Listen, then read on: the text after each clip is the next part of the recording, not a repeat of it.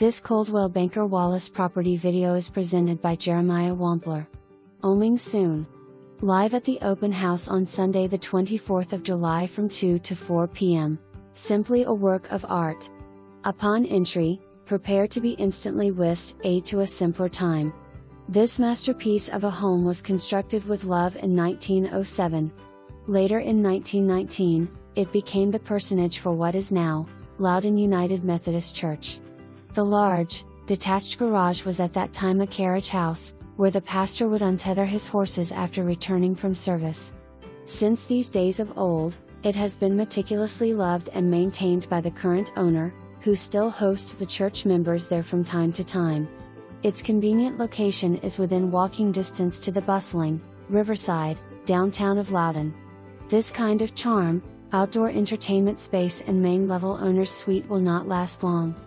For more information, review the details below or contact Jeremiah Wampler at 865-584-4000.